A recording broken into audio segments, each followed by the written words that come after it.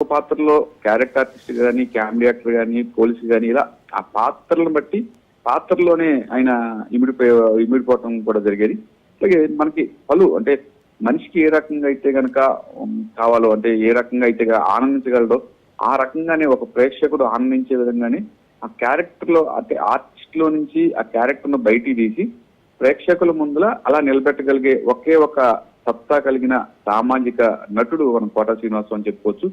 Quota Srinivasarao కోసం అంటే ఒక్క తెలుగు భాషలోనే కాకుండా తమిళ, మలయాళం, కన్నడ, హిందీ భాషల్లో కూడా పలు చిత్రాల్లో కూడా కోటా శ్రీనివాసరావు గారు నటించారు.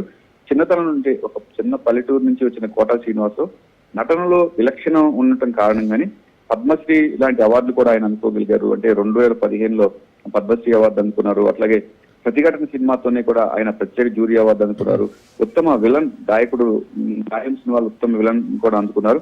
ఇట్లా పలు సినిమాల్లో చెప్పుకుంటా పోతే కనుక చాలా అందుకోకపోవడం కూడా జరిగింది. అట్లాగే లిటిల్ సోల్జర్స్ అనే సినిమాలో ఒక బాలల్ని మనం ఎలా సోల్జర్స్ గా మార్చాలన్నట్టు కూడా ఈ క్యారెక్టర్ అంటే కథ వైపు, కథంలో నుంచి వచ్చే ఆ క్యారెక్టర్ వైపు కూడా ఎక్కువ ఆకర్షింప చేసేవారు.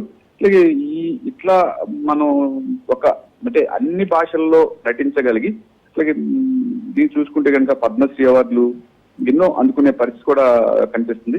ప్రతి దాంట్లో ఒక దాంట్లోనే కాకుండా ప్రతి దాంట్లోనూ కూడా విలక్షణమైన నటన, ఆ నటనలో ఈ పాత్ర ఇమిడిపోయేంత మనిషి వ్యక్తిత్వం, ఒక తండ్రి పాత్రలో నటించినప్పటికీ, కొడుకు పాత్రలో నటించినప్పటికీ, విలన్ పాత్రలో నటించినప్పటికీ, ఒక సినిమాలోనే ఒక ఏదైనా తీర్పు ఇవ్వాల్సి వచ్చినప్పుడు దానికి అనుగుణంగానే, ఆ తీర్పుకు అనుగుణంగానే ఎలా ఈ క్యారెక్టర్ లో ఉండాలని చెప్పేసి కూడా స్పష్టంగా, అంటే మన ఇంట్లో ఒక మనిషి ఇలా ఉండాలి, లేకపోతే ఒక డిపార్ట్మెంట్ లో పనిచేసే మనిషి ఇలా ఉండాలి, ఒక రాజకీయ నాయకుడిగా పనిచేసే ఇలా ఉండాలి, అంటే నెగిటివ్ షేడ్స్, పాజిటివ్ షేడ్స్ రెండు షేడ్స్ కూడా ఒకే మనిషిలో నుంచి, ఒకే మనిషి వ్యక్తిత్వంలో నుంచి నొప్పించగలిగిన, బయటికి తీసుకురాగలిగిన ఒక వ్యక్తి కోటా శ్రీనివాసరావు గారు మనం చెప్పుకోవచ్చు. కోటా శ్రీనివాసరావు గారు మరణం తీవ్ర లోటు, అంటే సినీ పరిశ్రమకి తీవ్ర లోటు అని చెప్పేసి కూడా చెప్పుకోవచ్చు. ఏదైతే మనకి 108 కళ్ళు అని చెప్పేసి ఈ అన్ని కళ్ళలో కూడా కోటా శ్రీనివాసరావుని దాగి ఉన్నాయని చెప్పేసి కూడా మనం చెప్పుకోవచ్చు. ప్రధానంగా కోటా శ్రీనివాసరావు గారికి ఇక్కడి నుంచి, అంటే ఒక పల్లెటూరు నుంచి వెళ్ళి ఎటువంటి నటన నేర్చుకోకుండా, అంటే క్యారెక్టర్ చూసి ఏదైనా రైటర్స్ ఇచ్చే ఆ క్యారెక్టర్ లోని పదాలు, పదజాలాలు ఈ చూడటమే కాకుండా, అంటే ఏ ప్రాంతం అయినప్పటికీ, అంటే ఒక జిల్లా చూసుకుంటే కనుక ఆ మాండలికాన్ని కూడా ఎక్కువగా ఆకర్షణ చేసుకుని అదే మాండలికంలో మాట్లాడటం కూడా జరిగింది. అలాగే రాయలసీమ మాండలికాన్ని, తెలంగాణ మాండలికాన్ని, ఇది చూసుకుంటే కనుక గోదావరి జిల్లా మాండలికాలని చూసుకుంటే మనకి విశాఖపట్నం, శ్రీకాకుళం, ఇటువంటి మాండలికాలను కూడా భాషలో ఎక్కడా తప్పు లేకుండా స్పష్టంగా ఉచ్చరించగలిగే ఏకైక వ్యక్తి కోటా శ్రీనివాసరావు అని చెప్పుకోవచ్చు. గత 2-3 నెలల నుంచి కూడా కోటా శ్రీనివాసరావు గారు అస్వస్థతో బాధపడుతున్నప్పుడు కూడా సినీ ప్రముఖులు వెళ్ళి పరామర్శించడం కూడా జరిగింది.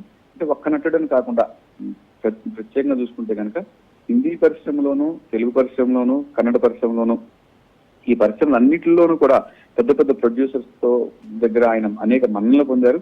ఒక సినిమాలో కోటా శ్రీనివాసరావు ఉన్నాడంటే ఖచ్చితంగా ఆ సినిమా నిర్మాతకు కానీ పెట్టిన పెట్టుబడి ఖచ్చితంగా వచ్చే అనే నమ్మకం కూడా సినీ నిర్మాతల్లో ఉండి, ఆ థియేటర్స్ కూడా చాలా సినిమాలు అంటే కోటా శ్రీనివాసరావు చూసేందుకే చాలా వెళ్ళారు. అదే కాకుండా ఆయన వేషధారణలు, అంటే ఒక పల్లెటూరు రైతుగా కానీ వేరే ఇతర ఏదైతే ఆ వేషధారణలో కూడా ఆ వేషధారణ బట్టి ఆయన ఆ భాష ఉచ్చారణ కూడా ఉండేది. చాలా సినిమాల్లో మనం చూసుకుంటే కనుక ఈ పాత్రలో కోటా శ్రీనివాసరావు నటించలేడు, ఈ పాత్రకి కోటా శ్రీనివాసరావు న్యాయం చేయలేడు అనేది ఎక్కడ ఉండేది కదా. 100% ఆ పాత్రను బట్టి, ఆ పాత్రలో ఉన్న సన్నివేశాన్ని బట్టి, ఆ ప్రాంతంలో ఉన్న భాషను బట్టి కూడా కోటా శ్రీనివాసరావు అత్యద్భుతంగా కూడా ఆయన బాడీ లాంగ్వేజ్ ని మార్చుకుంటాం కానివ్వండి, ఆయన భాష లాంగ్వేజ్ ని మార్చుకుంటాం కానివ్వండి, ఏదైతే ఈయన సహజ ఉన్నారో ఆ సహజ నటులతో కూడా ఉండే పరిస్థితి కూడా అక్కడ కనిపిస్తుంది. వాసు, ముఖ్యంగా కోట గారి గురించి ఎంత చెప్పుకున్నా కూడా తక్కువే. తెలుగు నటుల గురించి, తెలుగు భాష గురించి, అలాగే తెలుగు వాళ్ళు తెలుగులోనే నటించాలి, తెలుగులో ఎంతో టాలెంట్ ఉన్న వాళ్ళు ఉన్నా వారికి అవకాశాలు రావట్లేదు, ఎందుకు పరభాషా నటులను తీసుకొస్తున్నారంటూ, అంటే వెర్సటైల్ ఆర్టిస్ట్ అయినటువంటి ప్రకాష్ రాజ్ని సైతం విమర్శించిన పరిస్థితి ఉంది కోట శ్రీనివాసరావు. అంటే తెలుగుకి సంబంధించి ఒక తెలుగువాడిగా ఈయనకి చాలా చాలా స్పృహ ఉందని అనుకోవచ్చు, ఏమంటారు?